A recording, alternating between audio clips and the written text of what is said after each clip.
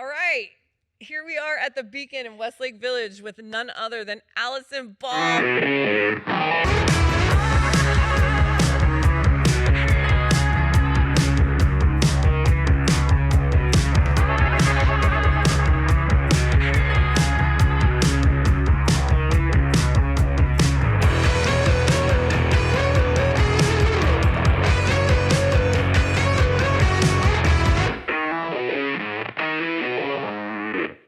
All right.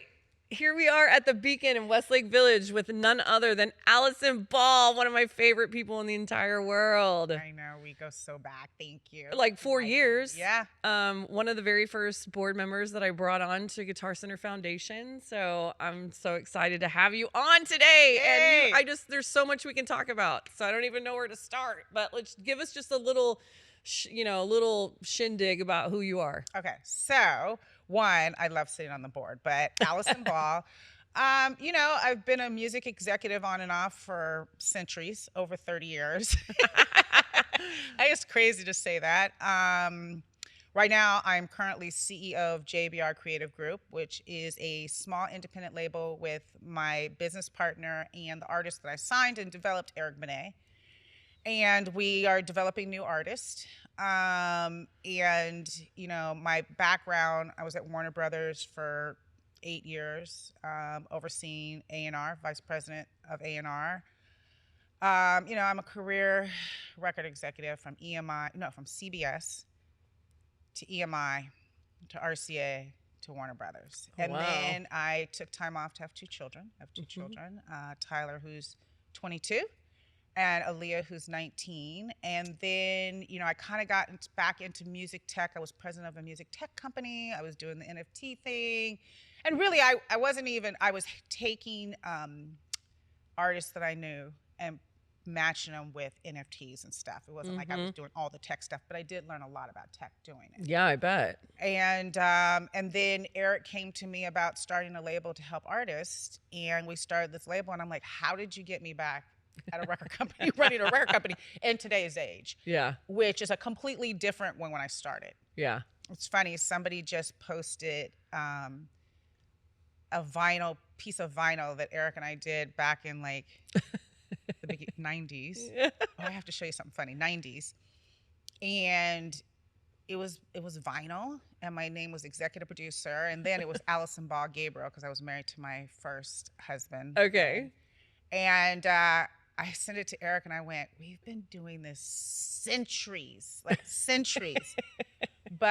I've had an amazing career. And then sitting on the board, the Guitar Center Music Foundation. And your cooking stuff. I have a cooking blog called Allie in the Valley. Yeah. Because I'm, a crazy entrepreneur. And I have 18 jobs. Yeah, why have one when you can have 18? It's funny because I started Allie in the Valley when I had my kids. Okay. And I just have kept it up because so many people call me and go, I love that recipe. Oh, every time I think I'm going to quit doing Allie in the Valley, which is doing recipes and my cooking videos, someone calls me up and says something so great, like, I love your videos, or I want you to come I've done the Food Network a little bit. Okay. That I just keep doing it. Yeah. Now I'm really passionate about jumping back into it. Yeah. And it looks great. Check out Allie in the Valley. It's so, I love the way it looks, and it just, you feel like you're in the kitchen with you, and it's just, I don't know, it looks great. I love it. It's so fun. You. And I don't cook, so. Well, you know what I did Allie in the Valley. It's funny. I was with a whole bunch of girls yesterday from Warner Brothers. We did this reunion. We hadn't seen each other in 4 years. And they were all talking about my recipes because I cooked my turkey chili and cornbread, and they were all talking about my recipes, which really made me feel good. Because I do it as a labor of love. I know you do. It's like not a moneymaker. It's not a moneymaker yet. But yeah. Because, it's funny, I never really focused on it as a moneymaker, and then the music business stuff came back, and I jumped back into music and tech and all that. And, I just do it because I really love being in the kitchen. But my point to all that is, I think everybody needs to know how to cook, not just women. Yeah. And I think coming back to the home and cooking is the source where all the conversations are. It's always in the kitchen, like when you're at a party. Yeah, it's like, get out of my kitchen. Yeah. But it's really come into my kitchen. And I want to give recipes that are easy to execute, that taste really good, that make you look like you know what you're doing. Yeah. And I just think it's important. You know what I mean? I think I came in an era where, you know, everybody cooked. And with everything out there and the fast food stuff, even my kids, I'm trying to get them off of ordering, you know, DoorDash, all that stuff. And I'm even teaching my son how to cook. Like, you got to cook and stop eating junk. Yeah. So anyway, even though I love restaurants, I don't know what I'm talking about. I love the fancy restaurants. You know, not the Uber Eats, but the good restaurants. Yeah, going out and having a good time. Yeah, for sure. So going back to Eric, like you signed him, right? That's how y'all met? Yes. So I signed Eric back many centuries ago at EMI Records with him and his sister, Lisa, and they were called Benet. Oh, okay. And then early on, and then I don't even know what year this was. 90-something, 90 or 92. I can't remember. It's funny, I can't remember the year. But it doesn't matter. Then I left EMI, went to RCA, and then I re-signed him as a solo artist at Warner Brothers. Okay. And it was just, it's crazy because we've been doing this a long time. I mean, we took a break from each other, but we've been doing this a really long time. And when he started the record company and he got the financing for a record company, he wasn't even planning on putting a record out again. He hadn't put a record out really? in like 10 years. So it was really about artist development and finding new talent. Yeah, and finding new talent. And he found a new artist and he was like, I don't know how to run a back room. Come in here and run the back, come do the work. Yeah, exactly. I have the fun. Exactly. And I said, the only way I'm doing it if I come back and we make a record together. And he went, I don't even know where to jump back in. And I went, I do. But you got to stay open. And he did. And that is the key to really staying in this game for a long time. He stayed open. He was open to new producers. And not really new producers, but working outside his realm of producers. And we brought in Tricky Stewart, Lainey Stewart, DJ Camper. Like, we brought in, so many Tony Dixon, people that he hadn't worked with, producers who I had relationships with, who are really working on the new sound, but they keep the traditional R&B stuff going. Yeah. And he was open. Yeah. And because he was open, and then we also decided that he hadn't put something out in so long in the streaming world, let's go get females on the record. Let's do a duets record. Let's get some of his favorite females or people who we thought were a great match for him. Yeah. And it became a duets album called The Co-Star. Yeah, I love that. We did the EP as duets, the album The Co-Star. Probably one of the hardest projects we've ever done. Really? Just getting all the artists and coordinating. Yeah. But we did it, and he has some lo-fi stuff on there. He has some traditional R&B. He's got, I mean, the people we got on the record, it was Guapale. We have Tamar Braxton, Shantae Moore, Ari Lennox, Alex Isley. I'm missing someone. Melanie Fiona. It just, the record. It's definitely a who's who. And then India Arie, of course. Yeah. And it's just been it was a great process. And he felt comfortable again. And now we have a solo project coming. So oh, good. Okay, cool. Yeah. So what are some of the changes that you've noticed between like the old school? Everything. And everything. Everything's different. The thing about it is, where we're at in the music business is transition. And it's always transition. Yeah. And that's the part that's hard. You know, we were sitting, ladies that Warner Brothers, that we were there many years ago, we were just talking about the transition. The differences. And half of my day is talking about social media. Yeah. It's not even about the music. The music's the easy part. The music is the marketing tool. But it's the social media part that's really, the upscale. And unfortunately, if you don't do it, you're not going to win. Yeah. That's where we are. Now we got AI coming. Well, here, not coming. Yeah. It has arrived. Yeah. So it really is, it's always changing. And so you just have to embrace that change. Gotta embrace it. And I gotta tell because music is tech now, right? I mean, is that how especially since you were at a tech company And now kind of going back to a label, isn't it really a tech company still? It is. And, for me, I just have mixed emotions about it. I'm not even going to lie, because I came when we were like, I had 2-inch tapes used to sit next to me on a plane flying to get a mix done back in the day. You know what I mean? I went from the DAT, the cassette, everything. But now, everything's so, easy and tech driven. My favorite part of the music business, seriously, is being in the studio, watching my artist cut an amazing song. Yeah. Hearing the finished product. Mm-hmm. And then going to a show and seeing them perform it live. Yeah. So I'm very old school. Those are my things. Artists who can perform live. Yeah. Because not everybody can now, right? I'm assuming. I mean, it's more important to me than their social media. Now, I'm not saying that's the right way to do it. It's the best way. It's just where my heart, Eric and I's heart are when we come to artists. Yeah. And it's hard, but at the same time, I think it's kind of revolving back to traditional artists. And I hope so. This year, we really, because I was at all the Grammy events and I went to a lot of different meetings. Like I sit on the board. I sit on the Grammy. I'm a Grammy member as well. Mm-hmm. And I went to a couple of their events. And one event I went to that will.i.am was on, he and I go way back, but we were talking about AI. And everything was like, how much do you embrace AI? Like, people send me AI artists, and I'm struggling with, do we put this out? Matter of fact, one of my old artists, a group that was kind of popular back in the 90s, their lead, Something for the People, their lead, I think you met Sauce. Yeah. And Sauce is one of my main producers, and Rose, one of my main producers still. But the lead singer passed away. Oh. And they're talking about, let's bring it back AI-wise. Oh, wow. And it's like one of those things where it's like, that's cool, but do we do that? Yeah, and some people are going to be like opposed to that, Absolutely. Just like, no way. No, and we really talked about that at the Grammy event about how do you embrace AI? Mm-hmm. I mean, people are writing songs with them now. Yeah. I mean, there's so much going on, and how do you feel about it? I think, I wouldn't mind trying to put out an AI artist, but let people know it's an AI artist. Yeah.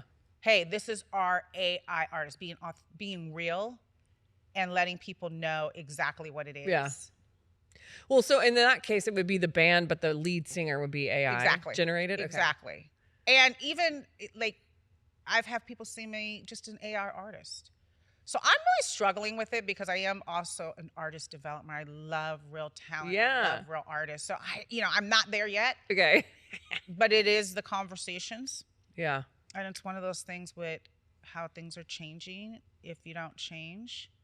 Yeah. If you don't change with it, it'll pass you by, kind of deal. So do you just start an AI department? Do we just have AI charts? So we're separating who's authentic person. Mm-hmm. This is a human. This is a human who's doing music and and what part do we start dividing it? Yeah. So what part, like if somebody wrote part of their song with an AI, is that authentic? And, right. And now they have apps to see if it's real or not. So we're just in a different time zone. Mm-hmm. So yeah, it's crazy. For me to see the whole process of it, sometimes it depresses me. Sure. Sometimes I'm like, ooh, that's interesting. I could be an artist because I work harder than my artist. I'm the worst singer in the whole wide world. But I just think we're just at an interesting time in the world. Yeah, and for sure. You got to jump in it. I was watching something, I think Mark Cuban on something. And he said, if you're not embracing AI, you're being passed by. Yeah, it's true. It's true. So, it's a necessary evil, I guess. Yeah. So I want to talk about why you came onto the board and kind of, why that's important to you, and talk a little bit about Tyler and what music has done. The title of this podcast is Giving Music. So it's all about, what we do and what other people are doing to give music. Yeah. Well, one, I'm in a chapter in my career and my life where I want to give back. Mm-hmm.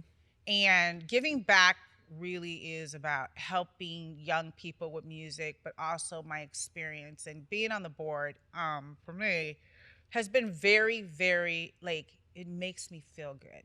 And what we're doing and what you're doing and giving instruments back to schools. And I get into that because both my kids are musical, but my son, Tyler, who's 22, is autistic. He is a trumpet player and a piano player. Music has saved his life. And each kid who's on the spectrum, they have superpowers. Yeah. Each kid has superpower, and our job as parents is to figure out what their superpower is. Yeah. So Tyler's superpower is music. Cool. And it's really helped him develop. Yeah. So for me, I want to help other kids find I want to keep music in the schools first. Yeah, for sure. We all grew up playing an instrument in schools, and those are the first programs that get cut. Yeah. Thank God for the Guitar Center Music Foundation giving instruments to schools and keeping that program alive has been so helpful. So I'm glad to be a part of it. But all of us need music. Yeah. It changes our chemistry in our brain. It's our outlet. It's our emotion. It's the soundtrack to our lives. Music is the soundtrack of our lives. Oh, I remember that song did this when I was there. I remember, it's in our DNA. Yeah. And I know we're talking about AI and becoming robots, but we're not robots yet. Right. We're not robots yet. So, like sitting on the board has been really important. Music for children is extremely important for their brain growth, for everything, for emotions, for their outlet. It has to stay. Yeah. So we have to find the champions who are going to go and fight to keep it in the schools. Yeah, we have to. Music saved my son's life and he's now in college for music. He has a band. He's like a different animal on stage. Like he's crazy Tyler at home and asking me all these questions, and he get up on stage and he becomes like Tyler, the amazing artist. Oh, wow. And it's just how that paradigm shift for him. He has no fear. He's been in front of 5,000 people, 10,000 people performing. Is just such a gift. And if he didn't have music in school, yeah, he wouldn't have this. And so can you describe exactly like what music has done for him? Just because I've seen it so many times, and we have so many grantees that use music for kids on the spectrum. And I don't know how to describe exactly like what that thing is. Well, it's funny. Tyler's first started with my mom. My mom, my mom's a psychologist, PhD psychologist. And when Tyler turned 2, when he was first diagnosed at 2.5, she was like, he has the gift of the piano. She taught him the piano, and he had natural ear. So he's been doing it a lot. He started with the piano. He does both now. But music it calms him down. Like I know when he gets really upset, he will go get on the piano. And like it calms him down. Yeah. He feels his superpower. He feels special when he's playing the trumpet, rap. He's a rapper, trumpet player, piano player. And it's funny because even the rap, I'm even shocked. He sends me songs, he writes songs, and I'm like, you wrote this? Like, for real? And the only reason he's not out yet is because I'm his mom. And I'm like, no, you're going to be perfected before we start releasing these records. And they're pretty good. But also I want him to mature enough. Yeah. But it calms him down. Mm-hmm. It makes him feel special. It does something to their sensory, because a lot of kids on the spectrum have sound. Yeah. Sound sensory things issues. sensory issues. Like Tyler we used to go bowling when he was young, and he couldn't. Oh my God, the sound of bowling. We just first like time, drive him insane. Now he's like an amazing bowler, because I was like, oh, we're gonna start bowling now. So any adversary he has to stuff, I push him into it. Like I'm that kind of mom, like, no, you're gonna handle this. But there's something about music that calms them down, calms their nervous system down. And it also makes them feel really special. Yeah, I was going to say. And not every kid on the spectrum, music is their thing. Right, sure. It could be something else. Everybody does something else. Like each kid is completely different. Yeah. Yeah, you can't say this is the medicine that you need, music. It's got to be very individualized. It's very individualized. He's also really good at like doing paper airplanes. He does them like precision, and they fly for all the way around. Like he would be in here flying planes.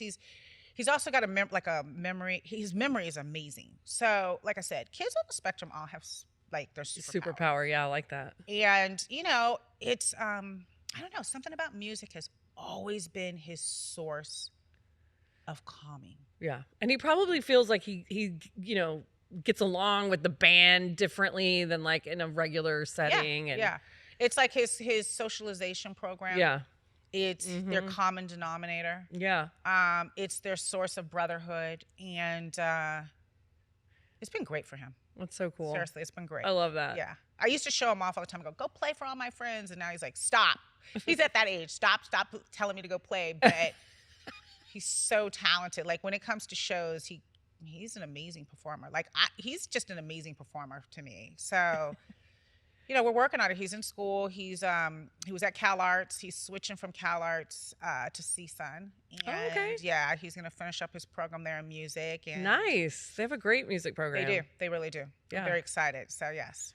And he's just in the program like a normal person. Yes. So he's but I have, he has a tutor. And okay. Yeah, he's in the program. He handles it, He's probably like one of the most popular kids. He's like so loving and he gets in your face. You're not going to forget him. Yes. No, Tyler's like super popular. Tyler's a very unique kid because he is very outgoing. Yeah. He talks to people all the time. I mean, he has his stuff that he goes through. You know what I mean? He never has enough friends for him, and he has a lot of friends. Yeah. And he's very high functioning, and Tyler's a badass. You know what I mean? Like, seriously, he's an amazing young man, and I'm super proud. I'm not saying he's not. Anybody who has a kid on the spectrum, it's work. It's like having 3 kids. I watch you sometimes, and I'm like, girl, this is exhausting. No, it's like a barrage of questions constantly. I don't know how I'm not in the loony bin yet. I don't know either. But I deal with musicians all day. I deal with artists all day. I think I'm just you've been trained. But he's also my source of pride because he never gives up. Yeah. He never stops working hard. And, for me, that's so important. There's also just an innocence about him that I love and want to protect. And I'm sure you feel like as the mama, even more so. Yeah. He's, and, I got to let him out in the world because he drives and he's like meeting girls on Hinge. And I'm like, oh my God, text me where you're at. La, la, la, la, la, that whole thing. And he's 22. Yeah. But, I just want to make sure, he's doing the right things. And so far, so good. We've been very, very blessed. He's an amazing human. He loves music. Right now he's going through so many different things that, I told him, I said, at some point you might need to write a book. You should write a book. And help other kids on the spectrum. Uh-huh.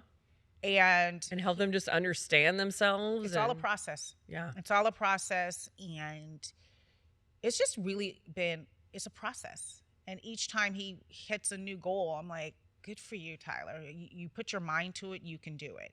And he's very linear. You know what I mean? He has goals and he gets there. And his main goal, he just loves being around people and having a lot of friends. And he's just he's happier when he's around socialization. Okay. You know what I mean? Yeah. And doing his music. So, so yeah, cool. It's been a journey. Congrats, though. That's so cool. It's Northridge. Wow. Yeah. I just feel like that's like such Cal Arts too, both schools. Cal Arts is a great school too. It was just too far for him. Yeah. And he was driving, and I was like, okay. It's a little looser too, like the curriculum. Exactly. There's not as much structure for him, and he needs structure. He did 2 years there, but he needs structure. And, I was like, you know what? We need to bring you closer back to home. So, yeah, we're in the process. So I'm going to pivot. Do you feel like as a woman that you had to sacrifice your career to raise your kids? Absolutely. I mean, I took years off. Tyler was 2003, 2004, 5 or something. I kind of slowed down. I left Warner Brothers in 2003, I believe, and Tyler was born in 2003. And I didn't really come back to the music business I never really quit, but I was like helping people, consulting and stuff. But absolutely. And like you put your career on hold. I put legit. I walked out of Warner Brothers. I quit Warner Brothers. And then I started a label that I had at Interscope, but then I got pregnant and it didn't go anywhere. So, it's really hard for women because a lot of women, especially my peer group, made a decision to have kids or not. A lot of my friends don't have kids. Oh, wow. Because you get so caught up, because it's 24/7 the music business, Yeah. and you're hustling and you're working, and even if you're in marketing or A&R or whatever you're doing, Yeah. and then all of a sudden you turn 40 and you're like, shit, I didn't have any kids. So I was a certain age when I had Tyler. I won't say my age, but no, seriously, I don't care about telling my age. I was 38 when I had Tyler, and I was 42 when I had my daughter, Oh, Aaliyah. wow. Yeah. And I stopped everything for both of them. Mm-hmm. And my career, matter of fact, I couldn't even get my career back going at first. So after I decided to come back to the music business, whenever it was, I don't even remember what year, 2017, I started calling people, hey, I want to get back. Back. Nobody would hire me. They were like, you're old. The business You've been is out different. of it. You've been Yeah. out of it. No. I had to create my own space. Yeah. And then people started hiring me as consultant, and I won't tell you how much little money I took just to get back in the game, but I'll give you a good story. I was working for another record company.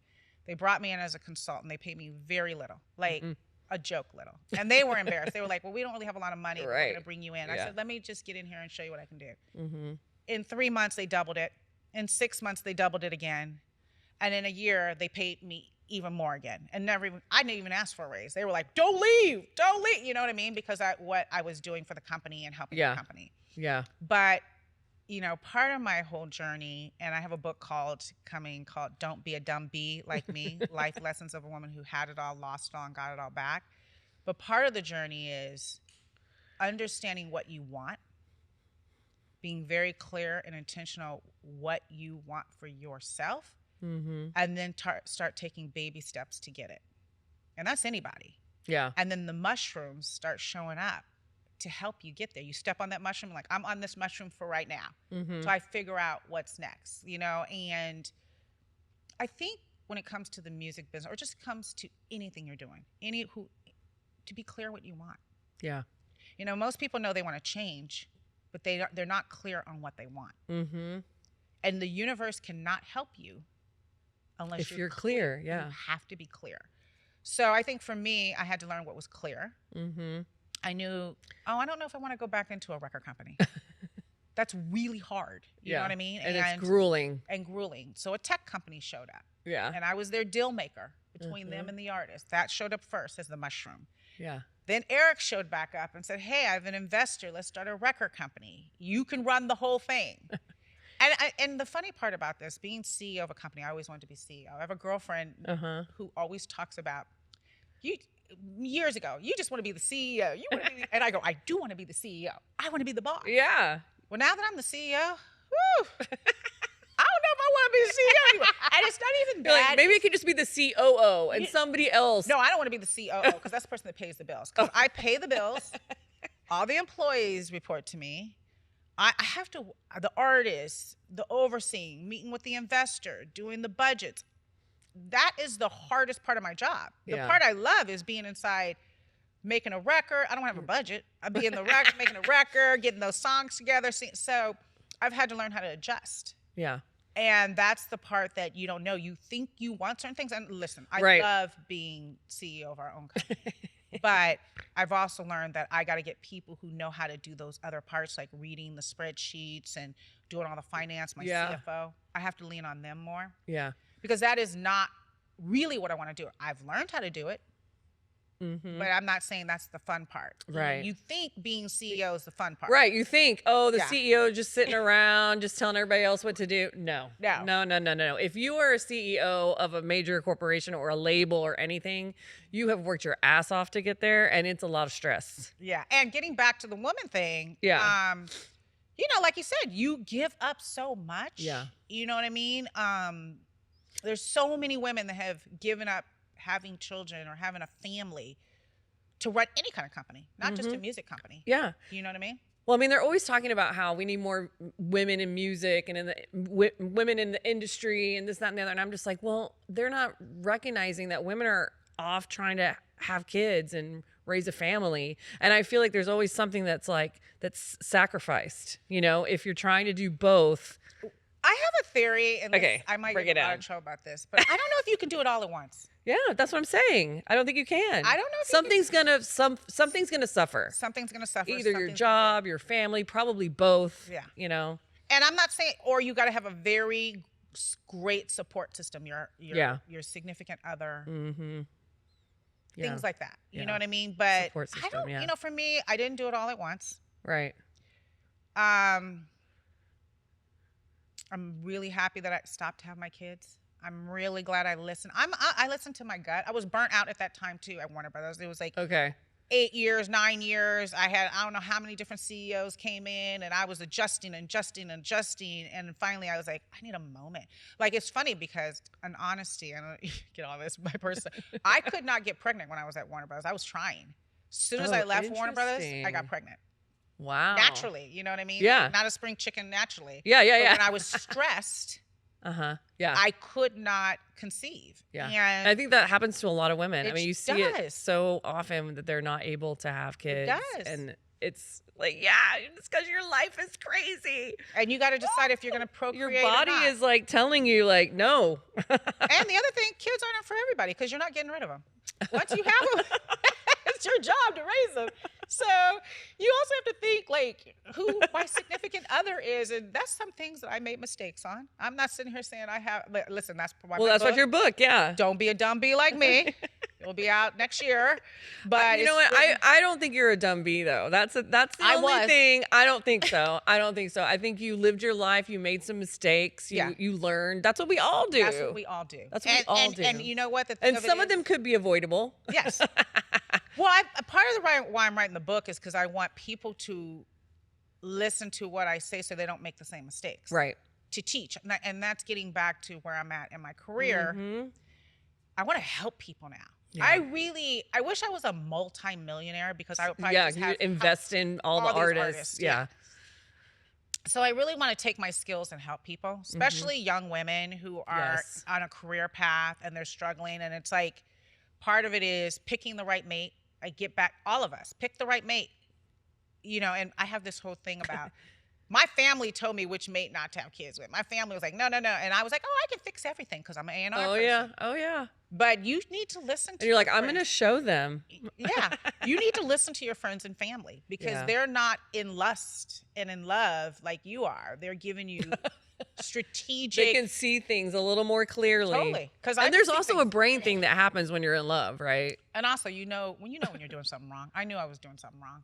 You know what I mean? But I was like, I can fix everything. And we have this thing about one thing you can't do, you can't fix people. You can fix yourself, but you can't fix anybody else unless they want to be fixed. So, and that's an artist too. Listen. An artist too. Yeah. That's what artists too. It's like, if they don't want to. If they don't want to do it, you can't convince them to do it. You have to be aligned. Yeah. You know what I mean? You have to be aligned with someone on everything you're doing. Business-wise, career-wise, relationship-wise. Your children, you try to navigate them in the right direction. But they're going to fight you too. It's just how life is. You know what I mean? You can take them to, like, you can show them to drink the water. What's that? You can bring a horse to water, but you can't make them drink. Exactly. You know, I go there with my children. Like, my son won't listen to me, and I'm like, and then he comes back and goes, you were right. I'm like, I know. I know. It's like both my kids, you know what I mean? But the key of it is that it's very difficult for women in this business. I mean, this is a hard business no matter what. Right. But for a woman, it's even harder. It's also, there's nothing like the music business. You know, once you kind of get bit by the business and you get in it, there's no business as rewarding, have endorphins too. You have these endorphins, these highs and lows. Oh my God, we did this, we made it. We've had #1 records. Like, you know, just for Eric and I coming back together, we had 2 #1 records, top 10 record. Our company started, we started breaking Joe Leone. We got Autumn Page. All our artists started coming up. Yeah. And we felt really good. You know, it's like we got a lot of accolades in 2.5 years. And you feel good about it. You have the highs and then you have the lows where it's like, you gotta have more streaming. Yeah, you gotta do more money. You need more money. Like, you know, it's a whole ebb and flow. Like, everybody's like, oh, you're doing great. And I'm like, yeah, well, my investor didn't think so. And then, you know what I mean? Like, well, that's the thing. There's always going to be that feeling, and you have to know internally, like, you did a good job. Yeah. You might not be making money. But you did a good job, and you helped these artists, and you Yes. pushed them forward, Yes. and like you made hits, you got Yes. on the charts, Well, and that's part of it, because the business has changed so much that the streamings, you don't make big money in streaming, Right. really, unless you just have a big giant hit, and we're still getting there. Right. You know what I mean? We've had accolades at radio and awards and all that, but we're still learning that game. Yeah. I'm still learning that game. You know what I mean? How to even do more and more and more successful, And that is where we're at. Yeah. That is the game. And it's changing again. Yeah. And it's going to be constantly changing. Yes. But you know what? One thing I think is not changing, and I was like really surprised because I mean I'm a musician, but I'm not an artist. I'm not like the face person that's out there. Is like how much work goes into what the artists have to do. They have to go to radio shows. They're traveling. They're doing shows. They're doing like I never realized how grueling it was until I started talking to you, and it's like, oh no, we're on a plane. We're going here at 6 a.m. We got an interview. I mean, it's a lot of work. You look at it and it's like so glamorous. Like you get to go on stage and do your thing, but it's a lot of grunt work. No, it's grueling. It's funny because our artist, Joe Leone, he went on his first national tour. He opened for Ro James, Tamar Braxton, and October London. And he had to sleep on a bus and go from city to city, get up in the morning, go to radio. He was like, oh my God. He's never worked that hard in his life. 3 months straight. You know what I mean? Give up your life, go. And it's even established artists. That's why I'm so let me help artists. Yeah. Because it is a very hard lifestyle. And to stay positive and to keep going and to be on all the time. All the time. No matter what you're going through internally, once you get in front of that camera, you're on, It's funny because even I go out with them, I can go home. I can be like, okay, I've been to 2 shows. I'm going back home now. Yeah, see ya. Yeah, and they're out there still grinding, going to radio, going to the streaming platforms, going to all the podcasts, performing. Excuse me, but it's such a hard, especially when you're trying to make it. But even when you're established, it's the same. It's hard. It's probably even harder, because then you're like, I just want to chill. No, it is. It's one of those things that it's 24/7 work. People have no idea. You have to really want it. And it's funny. I've worked with artists who thought they wanted it, and then they got there and they're like, I can't do this. Wow. And they've quit because it's hard work. And that gets back to the point of me saying, you can't want it more than the artist. The artist one of the things that Eric and I both do is we got to make sure the artist wants to work harder than us. Yeah. Because most people can't outwork me. I was about to say, yeah. Even the younger artists, they're like, dang, you never so much energy. Somebody called me the generator. I'm the generator for everybody. Yes. But you got to find artists who want to work this hard, who want to do it no matter what. Getting back to my cooking blog, I do it for free because I love it. You got to be willing to do this and grind forever until you make it, because sometimes it does take 10 years. Yeah. Just like Leon Thomas. I've known him for years, right? And he's just now getting where he needs to be. And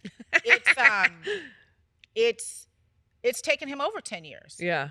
And you got to keep grinding. A lot of people grinding. and not give up. I mean, it would be artists hard. are like that. When do you know it's time to call it quits? Wow, that's a really good question, because most of them never quit.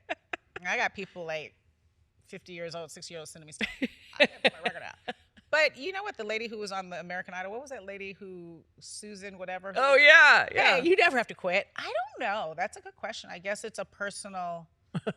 It's all personal. What about from your perspective as the AR person? When do you quit on an artist? When they have a bad attitude with me. When artists start trying to disrespect me. Okay. And they don't understand how much I've done to help them, I will step back and be like, enough. I don't take disrespect lightly. And I've worked with some serious hard artists, at Warner Brothers, the Princes and people like that. I do not take disrespecting me lightly, because one, I'm putting money into you. I'm working probably harder on your career than you are.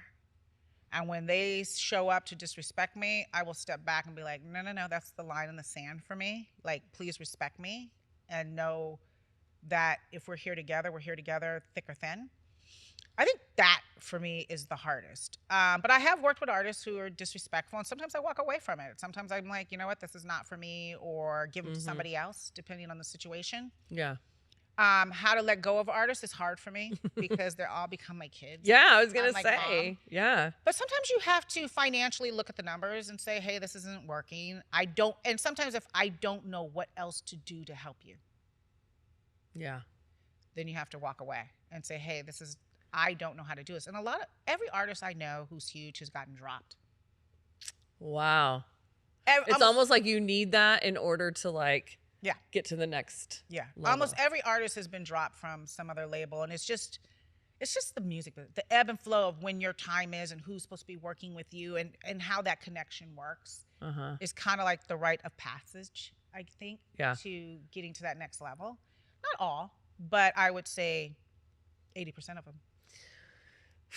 That's deep. I think Bruno Mars has been dropped before. Wow. Lady Gaga has been dropped before. All the big ones. You know what I mean? They had to figure out who was their team, you know? And then you find out who your team is. But that's part of the business. Do they have to learn kind of how not to take that personally? They all take it personally. But it also gives you your fuel. Okay. To say, oh, I'm going to show you. I'll show you. I'm going to show you. Let me show. I know who I am. And sometimes it's timing, and sometimes you're not working with the right producers. I mean, there's so many elements to it. But so is it like an art or a science? That's a very good question. I think it's a mixture of both. Yeah. But I also think it's timing. Sometimes it's just timing. God, I feel so bad for some of my friends because I feel like they were so talented and it was literally the timing, you know? I'm like, you're so much more talented than this guy, or like talent is only so much. And it's like, talent doesn't guarantee you're going to be a successful artist. That should be the baseline. Not that it is, but it should be the baseline. It just doesn't guarantee. It's all these little things, opportunities that need to come, timing, the whole thing. And I've believed in artists so much. Oh, this artist is going to blow up. And then it's like, wait, what happened? You know what I mean? You can't really explain it away. It's just like something. You can't explain it. And sometimes artists, you don't think. I've signed to artists before that I was like, yeah, it's cool. And then they blow up. You know what I mean? So you just don't know. You do the best you can. You know when you have a hit record. Now, when you hear a hit, you know it. Okay. But it's also timing of that as well. And right. You have to have money to market that hit record. So you can have a hit record, and if you don't have marketing dollars behind it, nobody's going to hear it anyway. Mm-hmm. And now it's streaming, and you know there's a whole campaign behind how you work these records. The streaming platforms, you're still doing promotion and marketing there, so you can get on the right playlist. And is there still like the physical actual like, you know, vinyl and distribution and all that still? Well, you can for an artist like Eric Benet or something like that. Not everyone else, but some people do. Like if they put vinyl out so they can sell it at their shows. I mean, CDs are even coming back to sell at the shows. I don't know where you're playing them, but they do come back. But vinyls are coming back for sure. And I think physical is coming back, and it's coming back in a different form where you can download it first before it's on the streaming platform, stuff like that, so your fans can, or you give them extra stuff. Extra songs that are not on streaming, so you can make some money. Mm-hmm. You know what I mean? So your fans can go and actually put money in your pocket directly. Yeah. Because, you know, how else are they going to get it? So they can download it and have it. So that's really coming into play now. Yeah. Which is super important. Yeah, that's really cool. Because artists really make money on tour and merchandising and super fans. And the streaming, if you're not streaming big time, you're not making big money. You know what I mean? You do make money at radio. Like if you have a song at radio. If you radio has not gone away. Radio has not gone away, and I think that's so fascinating. Well, it's a big discussion now. Only certain artists need to go to radio? Okay. And when do you go to radio? Do you wait till the streams start picking up and then you go to radio? You know what I mean? That's a whole section there too. Totally. For legacy artists, I think radio is super important, especially in the R&B world. You know, but radio is expensive, and you have to have an ROI on why you're spending the money at radio, which your return on your investment. Mm-hmm. And when you push an artist to radio is crucial. You know what I mean? I've had to learn that the hard way coming back into the game because I was a radio girl, radio. But radio doesn't always translate to streams, so you really need to have your stream So it's really not siloed. You know, everybody always talks about verticals, but really, if you silo, it's not going to work. No. There's got to be kind of an all these verticals. Yeah. Like you got social media, you got TikTok, Snapchat, Instagram, Facebook. I don't know what I missed. Whatever. Okay, that's all the other things. Yeah, all the other things. Then you have streaming platforms. You have all the DSPs, all the streaming platforms you got to push out to. And you got to get their attention, and you got to be on their right playlist. Right. You know what I mean? Yeah. Then, if you're lucky and your streams are doing well, then you push it out to radio. And what format of radio you go to, depending on how much it costs. You know what I mean? Then you go to radio, and you go to all this, Sirius and all that stuff, right? And then after that, okay, now you have your super fans, and then you go and you look at where your super fans on the back room, how many people are really following you, how much they're listening to you, how much. This is all digital content, like studying. Yeah. Yeah. And then when do you start showcasing your new song? Well, first you got to take a new song and you got to push it in social so people start hearing it under your content. So by the time it comes out, they're like, "Oh, that sounds familiar." Yeah, let me go get that song. And when do you start that? How early do you start that? Sometimes it takes a year. Sometimes it takes 6 months. This game is just, I've learned so much coming back. I bet. Yeah. Well, you are giving music every day, like this is what you do. And what would your advice be to like a young artist who's starting out, who maybe just moved out to LA? Like what is your, I mean, I know you could give them you could write a book on it, but what would be like the first, 3 little nuggets that you would share with somebody? First things first, have tons of songs ready to go. A lot of songs. You need 30 to 40 to 50 songs so you can start putting them out as content. 2, have your content game on. You got to post content on who you are, make it authentic, tell your story. The other thing that I tell artists, you got to have good management. Management is really hard to find because for when you start bubbling, okay, let me back up. You said new artists. So new artists. Yeah. So the other thing is getting out in the world and start mingling with who's making it happen in that world that you're trying to be in. That means going to shows and performing, hooking up with the hottest producers who produce that kind of stuff if you need a producer, getting people to hear it, getting this little a clique of musicians, because it does start with a clique. They start helping each other. You know what I mean? Yeah. Once you start getting a buzz, you need to find good management. And good management helps you organize what you need to do in social media, organize you to meet the right people, maybe get a publishing deal, meet record company people. And by the time they get to us and we're signing them, management is crucial because we are a small label. We can only do so much. So who your manager is makes or breaks you. Oh, wow. And that they can bring something to the table and that they're because y'all are not managers. No. Okay. And that they can start studying the content. Okay, we studied this content. We think we should be doing this. We studied this content. We should be doing this.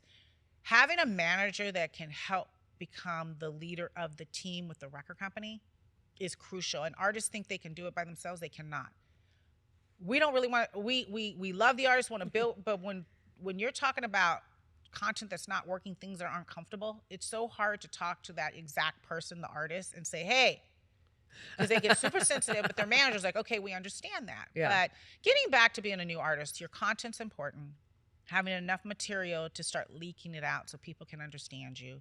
Having your direction, your identity on who you are. And I think another important skill is whoever you are as an artist, no one's recreating the wheel. So find out who did it before you and look how they were successful.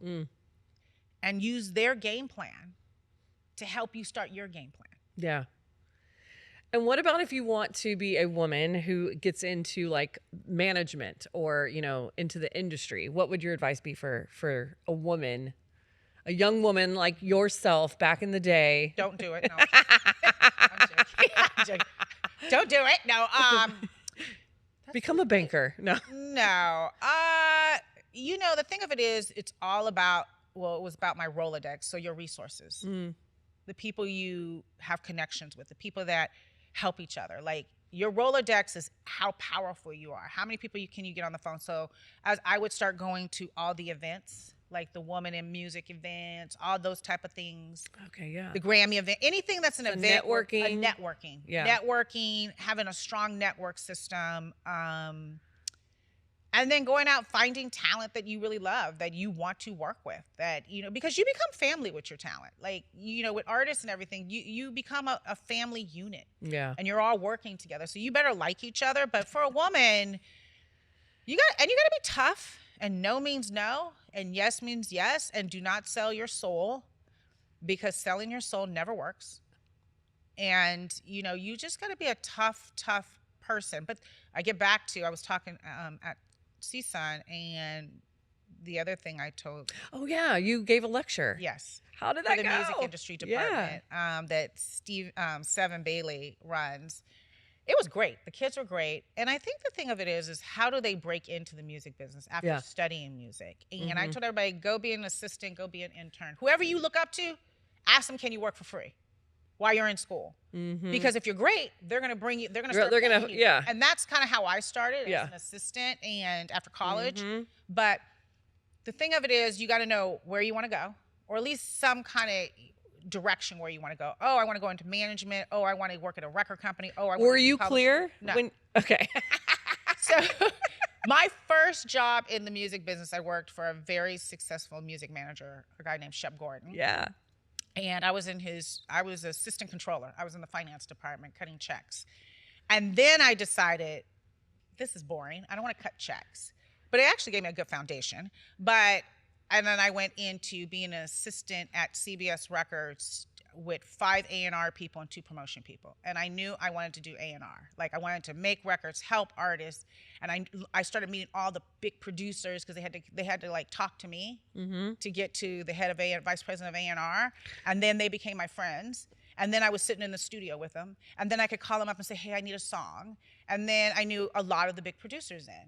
And so that was kind of my entry. And then a guy named Ron Farrer, who was head of A&R for EMI Records, called me through a really, like, my godmother in the music business, a woman named Brenda Andrews, who was at Almo Music Publishing. And she put me with him, and he's like, I'm looking for a young A&R person that knows all the producers. I was like, that'd be me. And I had to take a pay cut from my secretarial job to become an A&R manager. And I did it. And the rest was history. Yeah. I worked really hard. I sat, he also taught me, Ron Fair taught me really about being in the studio, how to produce records. Like, I went through a whole deep training with him because he was a big giant producer.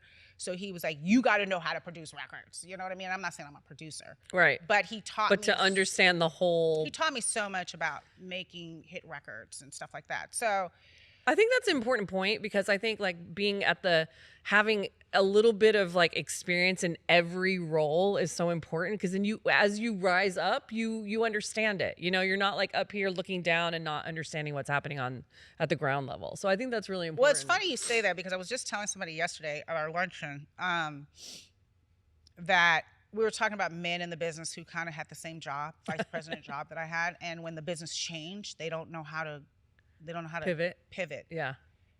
And I started as an assistant. If I had to be an assistant again, I would do it. Yeah, if I had you'd be such a badass assistant. Well, Eric always calls me his assistant. He's like, Allison's the best assistant I ever had, because he gets mad at me because it's a joke with us, because instead of calling somebody to do it, I'll just do it myself. You know what I mean? Because I move so much faster than everybody else, and I get it done. And like, these kids don't call each other now. They text each other. They're waiting for a text. I'm like, call the phone. Person. Like, what do you do? Call the person. Like, stop. You have my texts are not going to read the same. Yeah. When I call people and say, hey, I need a favor. Da da da da da. Yeah. Like, we're communicating. Yeah. So we really have this joke. We have a show called Breaking the Artist, and the first scene of Breaking the Artist, he says, oh, Allison, you mean my assistant Allison? She's the best assistant I ever had. You know what I mean? I'm like, what? What did he say? But you're like assistant and boss and mom and housekeeper and cook and and accountant. But the point of it is, you do need to learn everything. Yeah. And also, you can't be afraid to do the hard part. Like, I have literally, as CEO of JBR, I have been out with my artists holding boom mics, holding whatever I need for like, so the sun doesn't get on them. Yeah.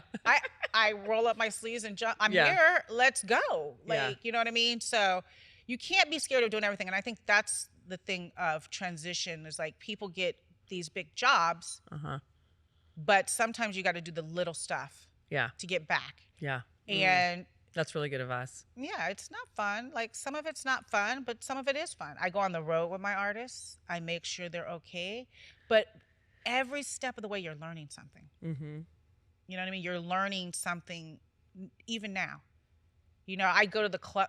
I mean, sometimes I go to the clubs with my artists. Like in the middle of the night, we're on the road. We're our promotion guys. It's like 3 a.m. I'm at the club. I'm like, what am I doing at the club with them? But then I'm listening to the music that's happening. Mm-hmm.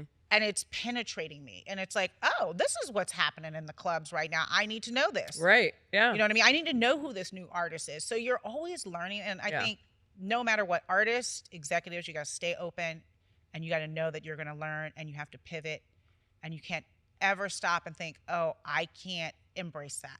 Because if you stop embracing change, you will die. Yeah.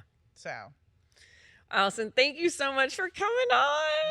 Yeah, it's been fun. Really fun. You asked me some very good questions I had to think about. Like, oh my God. See, I didn't prepare you. I said, I don't know what I'm going to ask you. I know. It's been great. It's been great. And it's really an honor to be on the Guitar Center Music Foundation board. Yay. I know we're just getting started. We have so many amazing things to do. Yeah. But it really is special to put music back in school and for kids to have music. And music has changed my life, my children's life, and I think everybody else in the world. And we have to keep it going. So I'm on board to fight through all of it and keep it moving. We got to keep putting music in people's lives and not just AI music. That was a perfect ending. You made it to the end of the show.